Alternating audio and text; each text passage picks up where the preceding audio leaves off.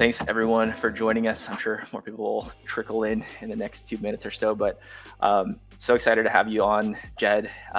For those who don't know Jed or who probably came here for Jed, he's the founder of Practical Prospecting, and he's been helping us out at Common Room with quite a lot of things, and we were partnered together. And so thought it would be really great to have him come share his expertise on all things outbound, especially how to craft irresistible outbound messages, which is what we're talking about today.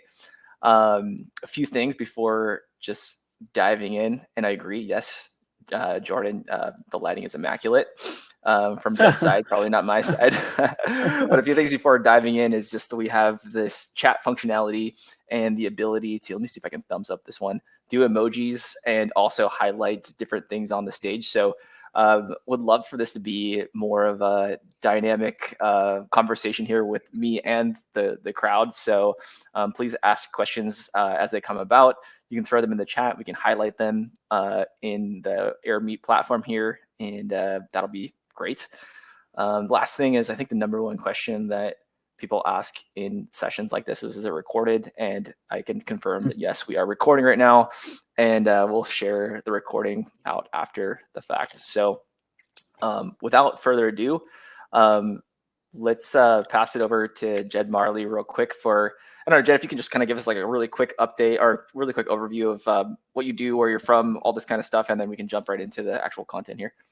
Totally. Yeah. Kevin, thanks for having me here. I'm super excited to do this. I, like you mentioned, been working with Common Room for several months now, and it's going to be fun to talk about this topic, outbound, list building, signals, messaging, offer creation, all that stuff. And I think Common Room takes a really interesting approach to that. So excited to be here. Like Kevin said, my name is Jed Mahrle. I am I'm from Detroit, Michigan. So if anyone's in the Michigan area, put it in the chat. I always like seeing people from Michigan. And yeah, like he said, I recently, I guess not so recently now, it's been like 6 months. My last role was at a company called Mailshake. I was director of sales there and kind of left to do my own thing. I'm now the founder of my own consultancy. And we're also a cold email agency where we run outbound campaigns on behalf of dozens and dozens of clients. And so lots of experience working with different industries, coming up with different messaging and angles and list building strategies. So excited to share what I've learned. And one thing I will say too is that my favorite experience on these type of webinars is when people are in the chat and have questions. Kevin and I, we have things that we're going to go through, but if you guys have questions or want me to clarify specific things or specific examples, just let me know. I'm happy to go in whatever direction y'all want me to take it. Awesome. Yeah. Cool. Well, let's get right into it. I was hoping you could set the table for us a little bit with just like, what is the pulse or the state of outbound right now? I feel like a lot of things are moving fast.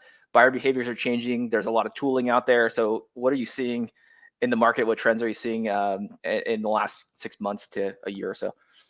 Yeah, I feel like outbound, it's obviously always evolving, but I feel like it really took a big change starting in 2020 when like COVID happened, when everybody was going remote and there was a huge increase in outbound activity and particularly cold emails.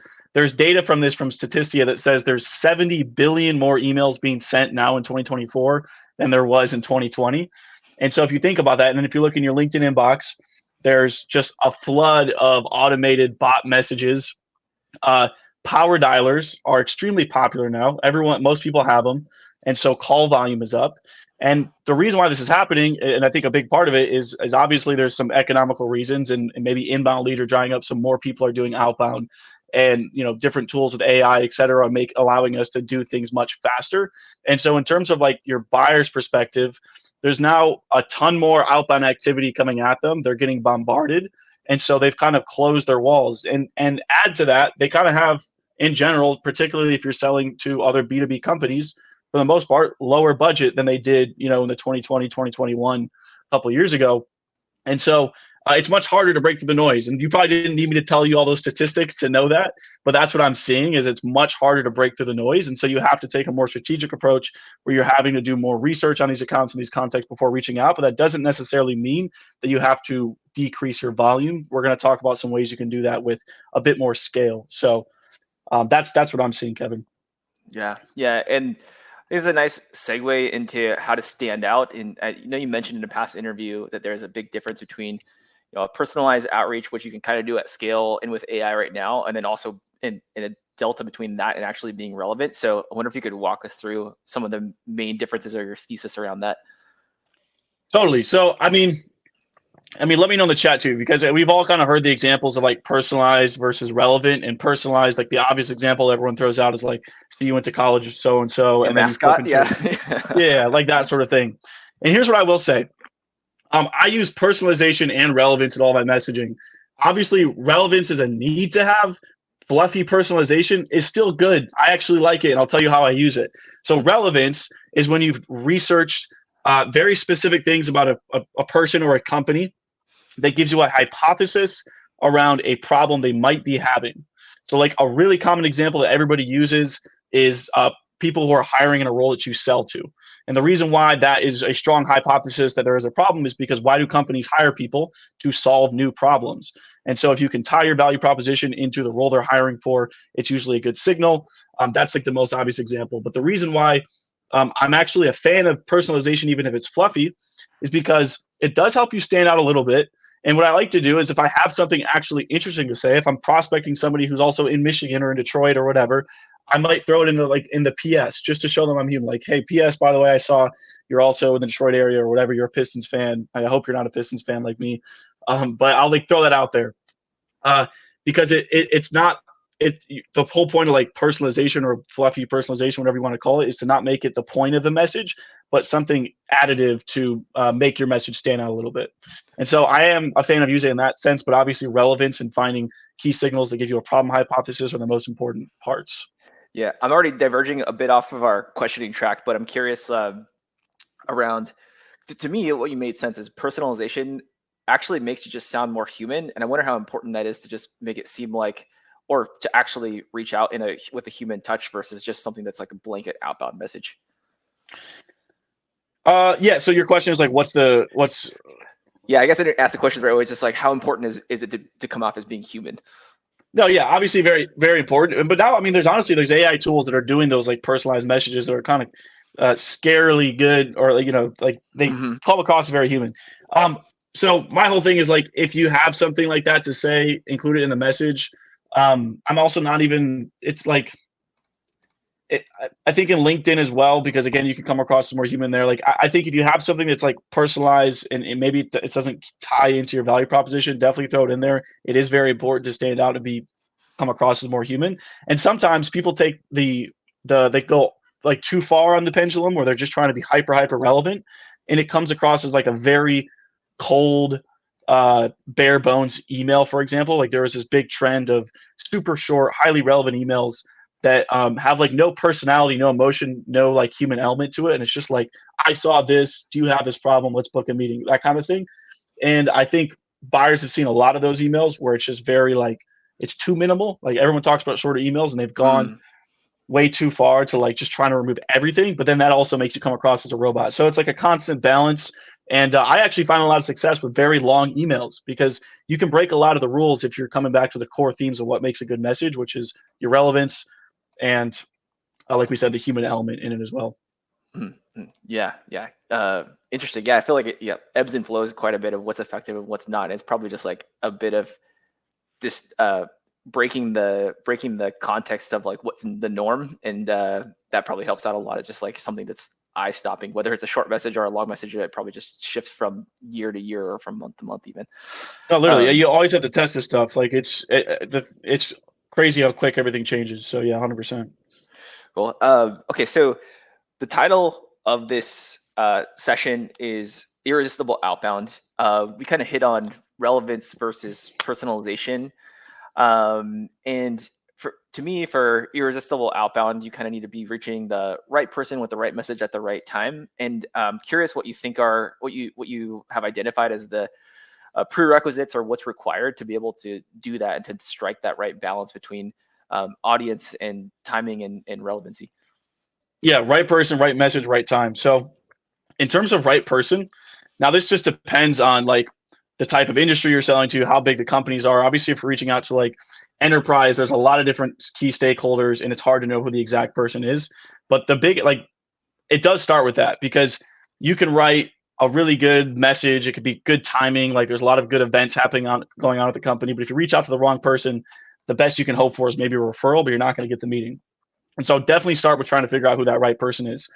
And the way I like to do that is like almost like when I'm working with a new company, for example, is we'll literally just pull all of their inbound lead data and all of their customer data, and then pinpoint who are all the job titles involved in that, load it into a spreadsheet, and find the commonalities and patterns. A lot of time people think that they have a bunch of different personas and they think they know what the best persona is, but the best way to figure out who those job titles are, who those people are within a company, is looking at your current customer data, your inbound lead flow, and seeing who's actually coming to us on their own and who those are the people that we want to reverse target when we go outbound.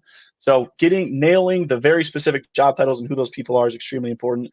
Obviously the message is really important. I think we're going to get into some more of that in a little bit, but the key thing when it comes to like creating irresistible outbound is an extremely strong offer. And we could talk about that now, Kevin, or in a little bit. And then the last one, timing, which Common Room is obviously very good for, is identifying like key signals that tell you those accounts, those prospects are in the market or more than likely, you know, in the buying window of being ready to look at your solution. Yeah. Let's get into the offer side since you just kind of hit on it. I actually have a framework that I use for marketing, and I'm sure that a similar framework can be used for outbound. And the way I like to think of what is effective in marketing is you just mentioned this, like define your audience, what's your core audience? And you think of it like a Venn diagram. So the circle of the Venn diagram would be your audience, and then the other circle would be your offer. And like the more those two circles overlap, and like the middle ground is where you actually have effective action from the people you're trying to reach. So I'm guessing that something similar can be applied to outbound as well. And like let's get into your how you craft compelling offers to matching with your audience. Yeah, I love the example. Let me know in the chat, like, because I always like to ask this question: when you guys are doing cold outreach, what are you offering? And I'm curious to hear, like, put it in the chat. What are you actually offering somebody when you're doing cold outreach, whether it's cold call, LinkedIn, email? Most of the time, if you look at the emails, 99% of the time, what they're offering is a meeting. They're offering a discovery call. They're offering a demo.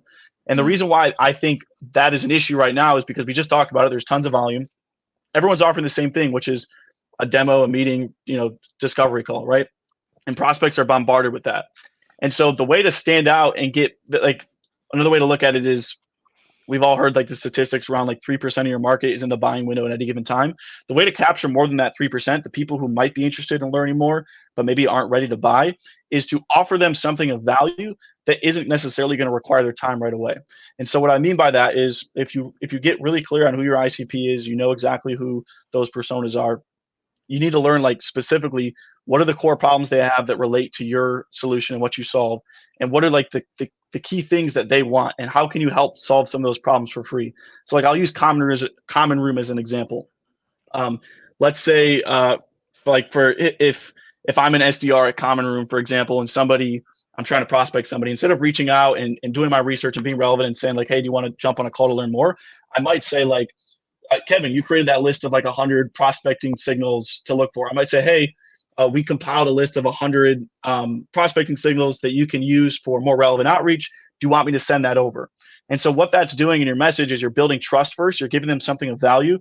I don't know if Kevin's going to drop the sheet in here, but I would definitely check it out. Yeah. This is unplanned, by the way. Just Common Room's an easy example. And so what I'm saying is I'm building trust and giving something of value that relates to the product, so that when that prospect looks at it and they get value from the resource, then I can follow up a few days later and say, hey, Kevin, like, did you get a chance to check that out?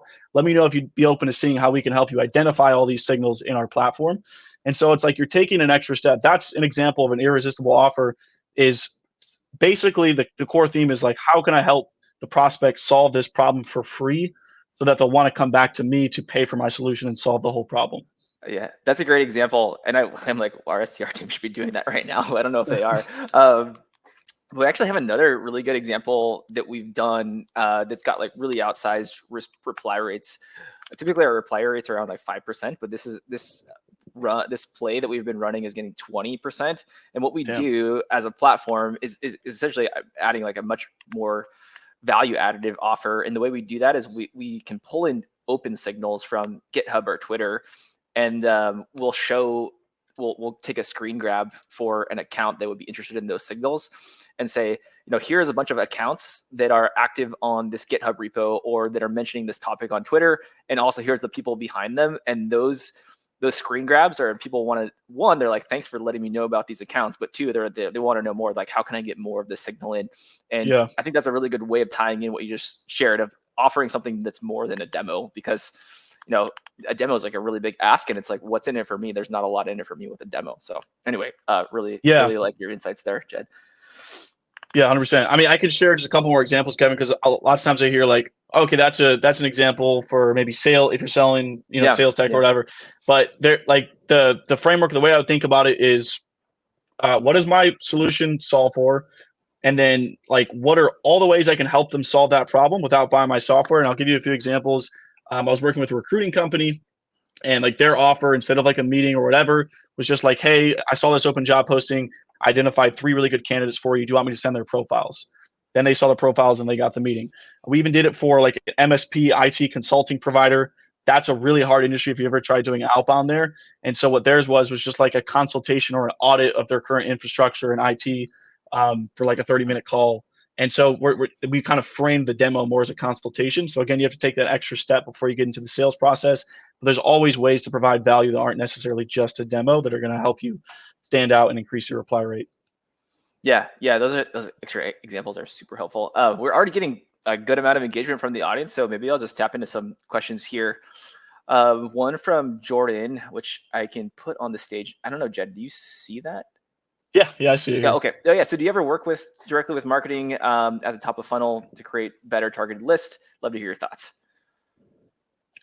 Yes. So to be honest, most of the companies that I've specifically worked for have been smaller startups where we didn't have a full ABM process in place. I did work 2 companies ago at a company called PandaDoc, where we had like an ABM manager come in, and we did kind of set up that process where they were sort of doing air cover towards the key accounts we wanted to go after. Once they were warmed up to a certain extent, then we would reach out to those accounts. I think, at least in my experience, which again is limited, I'll be honest, where I see people go wrong is like they'll have these ABM platforms that are telling them that these accounts have intent. And then the SDRs are reaching out because, like, I don't know, people at this company clicked on ads or engaged with whatever, but they don't really have a why. They just know that there was like some sort of engagement. And so their messaging still lacks that relevance. So you still have to go that extra layer of like, okay, this company was showing intent because they were researching certain keywords or clicking on our ads. You still have to research and find the specific signals that might give you an idea as to why they were clicking on those ads in the first place, or why they were researching those keywords. And so that's my thought. I don't know, Kevin, maybe you have thoughts on this as well, but I think people go wrong where they just take the intent and then, forget to do the additional research. Yeah, I mean, I think the closer that I don't know if I have a direct answer for that question, but I think the closer that the outbound SDR team or the SDR team in marketing are, the better the messaging will be. And the way I think about it is, marketing is doing a lot at the top of the funnel with positioning and messaging. And if someone goes to the website and sees that and it's super disconnected from what the outbound team is saying, then they're going to be like, I don't understand. I can't comprehend like what's going on here, or they'll just be really confused. And so like, I think from the awareness side of things on marketing, being consistent with the messaging on the outbound and sales prospecting side of things, just makes for a better, more streamlined user experience. And people are better responsive to that because they came in for a reason, or they're showing signals for a reason. And that's because that message that's more blanketed or more top of funnel struck a chord for some reason. So I know that's like a really general way to I think about it. Good point. We had another thing related question here about the offer being an ebook or a white paper. Are people too busy for those things? What's your take on this, Jed? I've seen them work really well, but like 90% of ebooks and white papers are pretty bad. For example, the example we just put in the chat like 5 minutes ago, that you call that an ebook, a white paper, whatever. I mean, you guys could package that if you wanted to. But what I actually like more is, like, go look at the link that if you guys haven't, or whoever put that question in there, go look at the link that Kevin put in the chat, because you want it to feel not like this fluffy marketing resource with all these forms and fields you got to fill out and all this colors. And like what Kevin put in the chat is like a pure valuable resource. And so I have seen ebooks and white papers work. At my last company, Mailshake, we helped with email deliverability. And so it was kind of like a white paper, but we actually found an article from HubSpot that said these are like the 400 spam words to remove from your email copy that'll boost your open rates and keep you out of spam. It wasn't even our own resource, but we would send it as like a bump email and say, hey, deliverability is top of mind. Here's a resource from HubSpot with 400 spam words to remove. And then we had a light call to action, like, by the way, if you want to learn more about how we can help you with deliverability, like, let's book a call. And so it all comes back to how well do you know your customers? Are they the type of people that will read an ebook, read a white paper? And is this, a piece of fluffy content, or is it something that's, legitimately going to be helpful? Yeah. I love that scrappiness too, where it's like, I think people get caught up on, oh, I need to create this really amazing resource. And oftentimes it can just be a shared resource, or you're aggregating resources from other people. So that's a simple way to be scrappy and put something together that you don't actually have to have a lot of lift for. Exactly. Um, Yeah. Cool. So I think we talked about both right person and right message and relevancy. And maybe we can talk a little bit more about the right time, which is where signals come in. You mentioned signals, and yeah, I'm just curious if you can talk a little bit more about, key buying signals you're looking for when crafting a cold email, or like how you think of like the hierarchy or priority of what signals to use in those offers.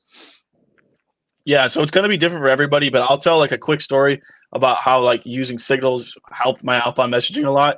When I was starting as an SDR at PandaDoc years ago, my whole process was pretty much just, this is my ICP. I'm going to call down the list, give him a generic pitch, and it was brutal. Like, I was struggling a lot. And then I had a one-on-one with my manager that throughout the conversation, he said a quote to me that I've stuck with ever since. And he said, every inbound lead was an outbound lead yesterday.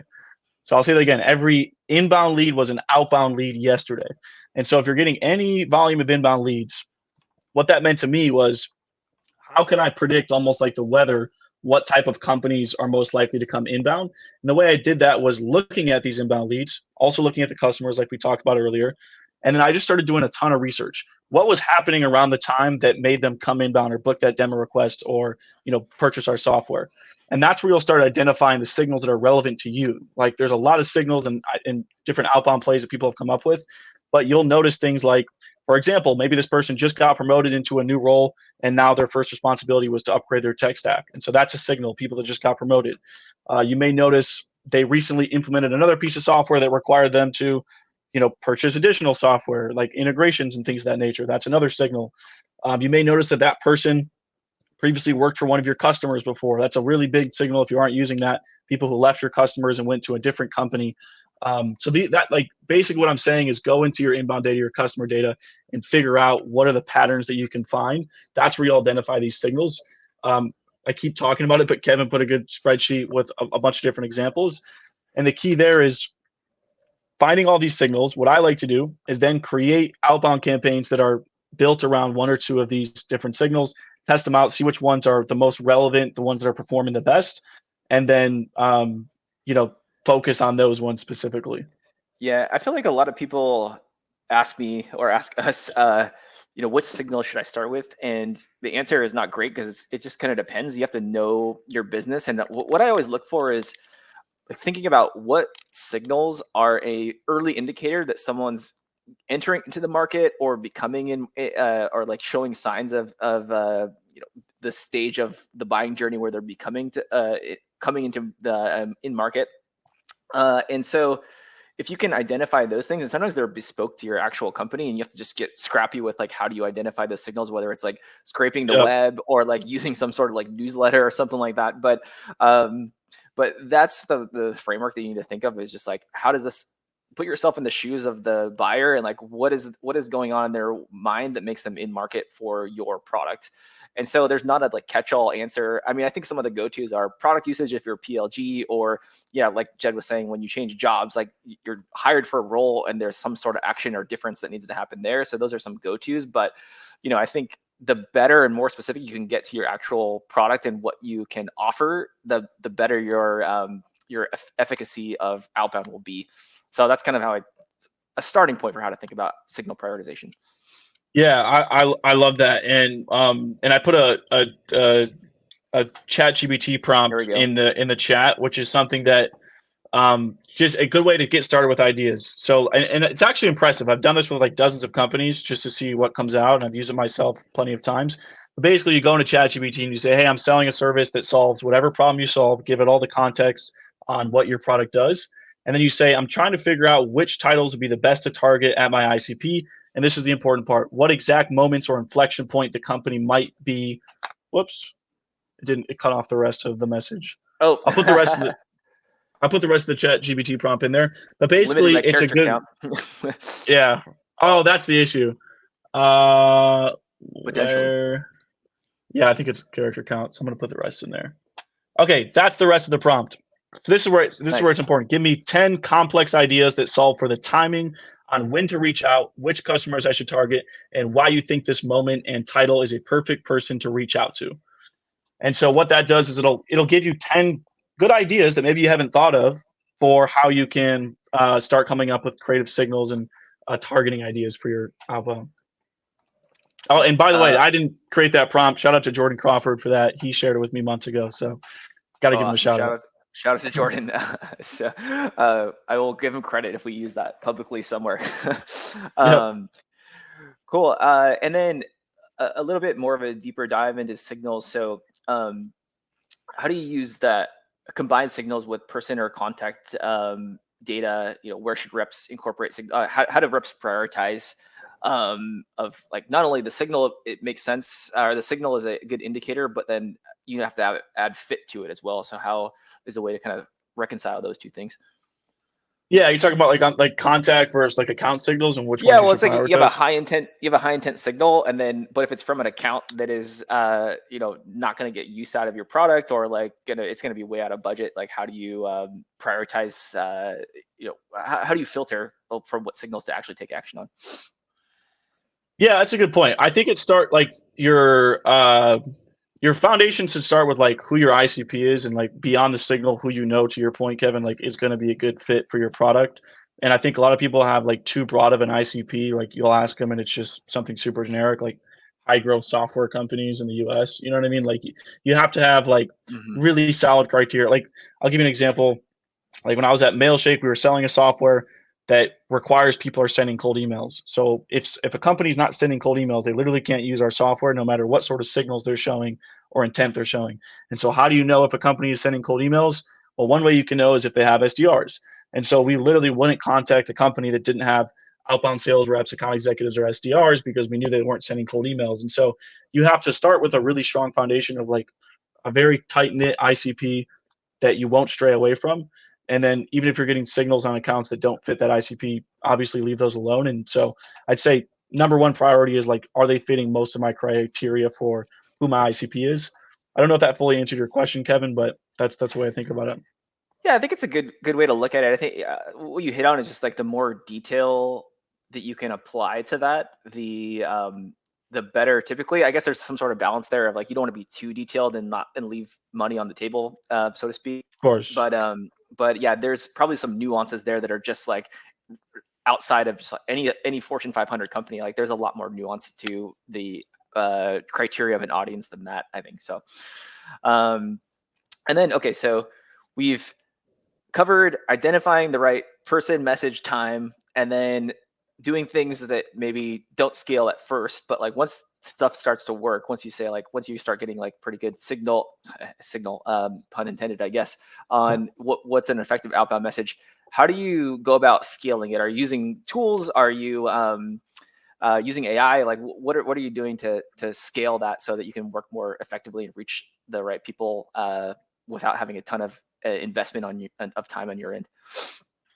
Yeah, so I think the way to start answering that question is to answer like what determines if something's working or not, right? And that can sometimes be a hard question to answer. And so like you have to start with like the metric that I like to keep an eye on. People call it a lot of different things, but I just like to call it booking rate or meeting rate, which means like if I reach out to 100 accounts and I put them into like a sequence, for example, what percentage of those accounts do I convert? And so usually just there's so many nuances to this, again, depending on who your ICP is, how big your total addressable market is. But if you're in that like 1 to 5% range, so I'll make it very simple. If you're putting 100 accounts into a sequence and you're booking meetings with 1 to 5 of them, that's a 1 to 5% meeting rate. then that usually means you have a pretty scalable message and you can start increasing the volume. And so once you're at a comfortable rate where you have some predictability around, if I put X people into this sequence, I'm going to get this many meetings out. That's when I start to increase the volume, but you want to keep an eye on that meeting rate to make sure that you're not going below the conversion rate you want to be at. And so then to answer your question, Kevin, how do I start scaling it? Mhm. I mean, obviously I'm a big fan of cold email, and it can get really messy really fast if you don't know what you're doing. But I think there's a lot of regulations and deliverability problems when it comes to cold email. One of the things I like to do is we'll set up several domains, typically sometimes up to like 10 domains for a given company. We'll create multiple email addresses within each of those domains, and we'll start sending out highly relevant cold emails across all those domains. And because we're spreading out the sending, we're still doing high volume, but we're not going to run into deliverability problems because we're doing a low volume of emails per email address. Now, this is not something that just any SDR can do at their company. It requires like help from an expert and buy-in from the rest of the company. But that is part of it. And then there's several tools that I can get into, Kevin, that we use to scale this. But yes, a lot of it involves like AI and different tooling to actually scale out the outbound messaging. Yeah. Are there any tools that actually I don't know the answer to this? Are there any tools that do that domain building for you, or is that our outbound services? There's a tool called MailForge. I don't know them very well, but that's Mm, like a couple people I trust are like advisors for them. I'm not like affiliated with them in any way, and I think that's what uh-huh. they do. Normally, I mean, if anyone's curious, just I have a guide on how you can do it on yourself on your own. Like I'll just send you the guide. Just shoot me a message on LinkedIn. But no, typically it Mm, requires like hands-on a person, an engineering. expert to kind of build all that out. Yeah. Yeah, yeah. And have you seen anything? I know that Google did that. Well, there was a whole Yeah. thing about outreach sending out that message of Google and Yahoo cracking down on deliverability and spam. But I think it was only applied to personal email accounts. But I can imagine that is going to be expanded to Google hosted G Suite domains. Have you seen any impacts there yet, or is that something that's a high concern? Yeah, so that message, and I'm glad you called it out because that was just for if you're prospecting Gmail addresses, which I'm sure 95% of the people here are not reaching out to Gmails, they're reaching out to business emails.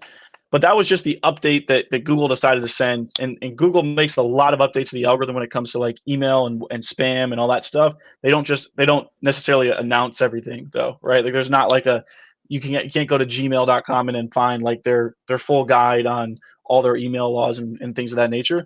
But the way to think about it is like Gmail is providing a service, an email service, Outlook too, all of that. They want to keep their customers happy. And what makes customers unhappy? When they're getting inundated with a bunch of emails.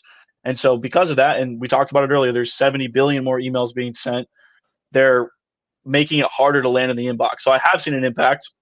I think most people Mm-hmm. have in terms of lower open rates, higher spam rates. And so you have to be, there's like more nuances to it now to how to stay out of spam folders. And in my opinion, it's just going to continue to get worse and worse with deliverability because AI and all these tools are making it easier to send more emails at scale. Still a very fruitful channel, but you just have to be smarter about how you do it.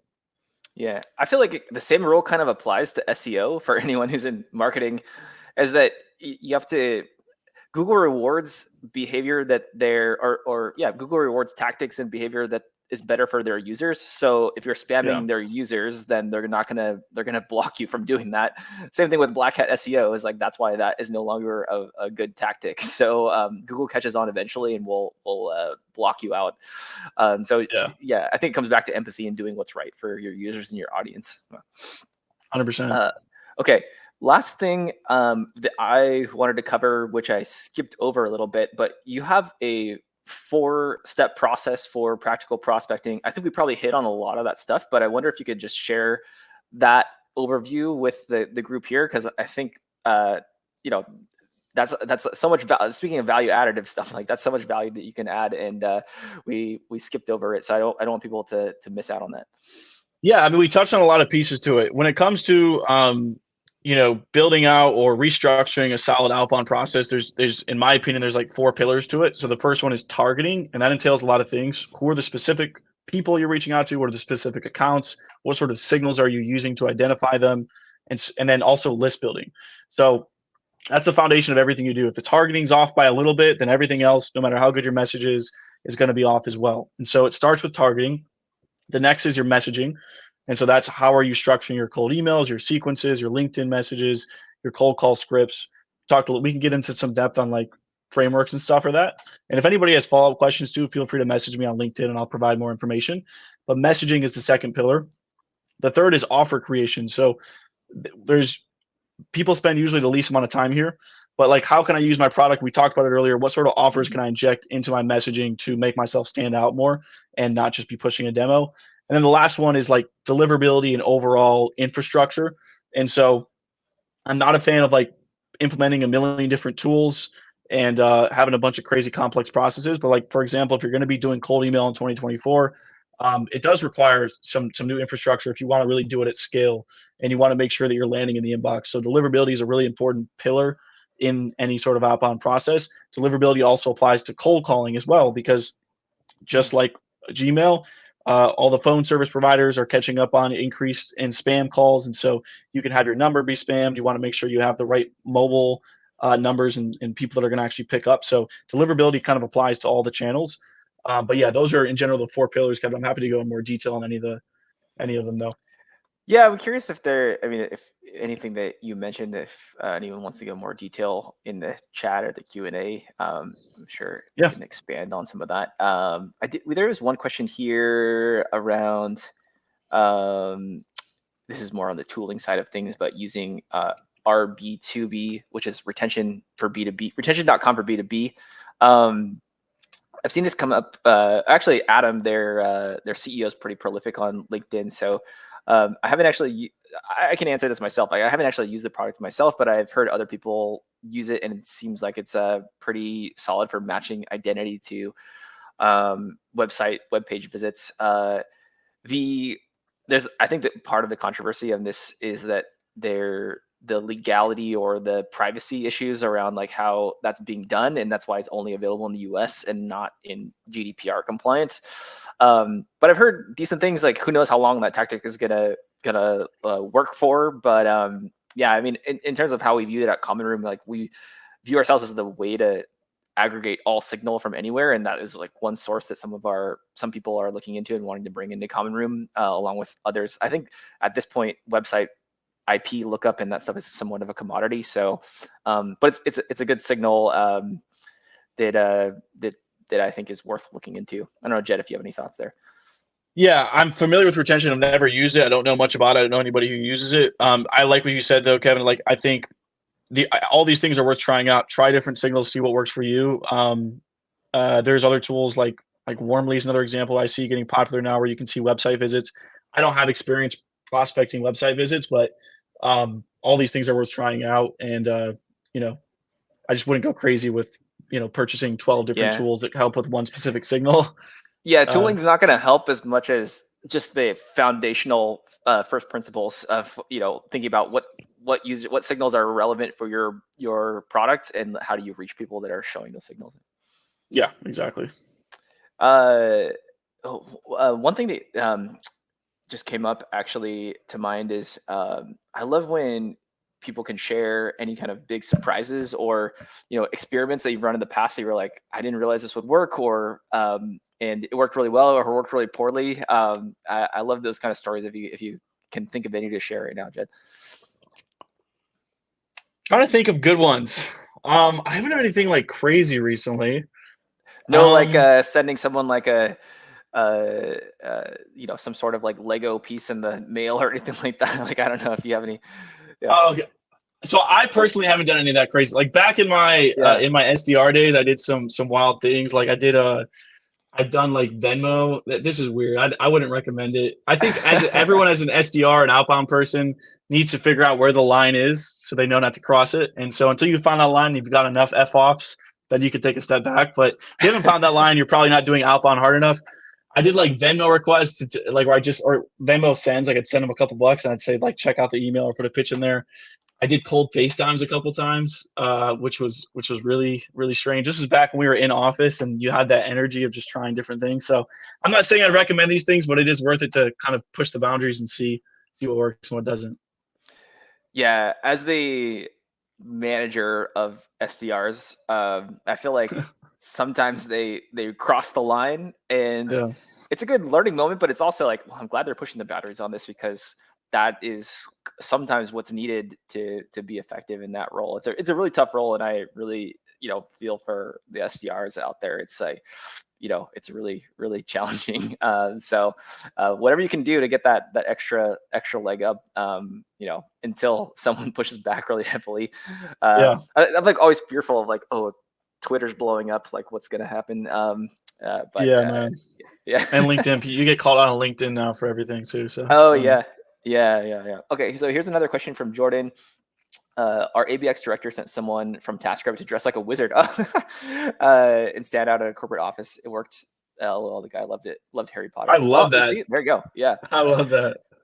yeah. Thanks for That's sharing great. that anecdote, Jordan. I think there was another question. Let me just scroll up the chat a little bit. We covered the ebook thing. Here, this is a good one from Catherine that I'll highlight here. So, what do you think about multi-executive approach? Targeting junior executives in the weeds using a product plus their manager. Like, it's just kind of like a multi-threading question, I think. This is something I discuss a lot because, like, I'm trying to think of a good example. Lots of times, like the product you're selling, okay, I'll come back to using Common Room as an example. Like, if I'm an SDR and I don't have Common Room, like maybe I'm struggling to find relevant signals at scale. It's taking me a long time. I got to check a bunch of tools. And so that SDR feels the pain of knowing that it's taken them an hour to research companies and figure out how they're going to write their messaging. But if you then sent an email or cold called a director or a VP there and said like, hey, does your team spend hours trying to find signals to make their messaging relevant? It's not going to be that relevant to them because they're out of the day-to-day weeds. They don't know those problems. So you have to talk about different problems with them. And so it is really important that you understand, like from the manager, director, VP, executive level, what are the different things they care about. And that's why it's important to create different sequences and different messaging for each one of those segments. In general, I like to start low and then go high because I like the executives are the ones that are the busiest, that are getting the most outreach. And so when I shoot my shot with them, I want to have all the learnings that I've gotten on my way up the ladder from managers, directors, VP, et cetera, to then write a really compelling and research message to them. Whereas if I start at the top and I'm not very well researched, I haven't learned anything about the company, I may have lost my shot and I'm not going to have a good chance of getting a response from them. So I hope that helps. But I think it just really comes down to being super clear and making sure you understand what all those different roles care about as you go up the ladder. Cool. Got a thumbs up from Catherine. Thanks for that. From One other beautiful. question. Yeah, one other question here. I can show thumbs up on my screen there actually. So Danny's asking any best practices for prospecting. This is actually something that's top of mind for me right now. Prospecting folks will be at an in-person event or conference. I haven't done a ton of events and conferences, but when I have done them and I've worked with a couple people who do them is like give them a real reason to be there. And so, for example, I was working with a guy who's like it was the software for engineers, and their CEO or like one of the executives was like pretty well known in that space, and he was going to be at the event as well. And so he got permission from this executive to like have him in a room for a couple hours. And so this guy was just reaching out saying, hey, one of our executives is going to be around. Like he name dropped him. A lot of people know him, I guess, and was like, if you want an opportunity to kind of catch up or speak with him, we'd love to talk to you. We've been looking into your company for a while. And so like it kind of comes back to that offering, like give them something. When I was at Mailshake, we did an event at SaaStr. Me and my CEO, we just set up like a breakfast get together, like a coffee get together. We said we pay for everyone's coffee. And so I was just sending messages like, hey, if you want to network, we're going to have some cool people here. Coffee and food is all on us. It wasn't like this big event that we spent thousands of dollars on. We probably spent a few $100 on food and everything, but that set up a lot of conversations. So just set up like, kind of get togethers and give people a reason to join. Yeah, it kind of comes back to the offer question. Is like, well, how can you craft a compelling offer? And those all seem like really good offers for an event. Cool. Well, it doesn't look like we have too many other questions here. I feel like thanks everyone for chiming in and making this interactive, so it's not all me just talking. Jed, I wonder if you could just if there's anything we missed, if you could share that, and then also share where people can reach you and how they can start follow you and get some of your content. Yeah, I mean, so thanks everyone for joining. Reach out to me on LinkedIn. That's the best place to find me. If you have any follow-up questions, I have a lot of free resources on my website. And if you can't find them there, just message me. I will send them all to you. I know we got into a lot of topics. We got 45 minutes, so we can't go super in depth on everything, but I understand if there's a lot of questions, just hit me up. I'll try to send as many resources and ideas I can. And thanks, Kevin and Common Room for having. Awesome. Thank you so much, Jed. We have recorded this and we'll send a follow-up recording after, and we'll see everyone on LinkedIn and the interwebs. All right. Have a good one. Good, everyone.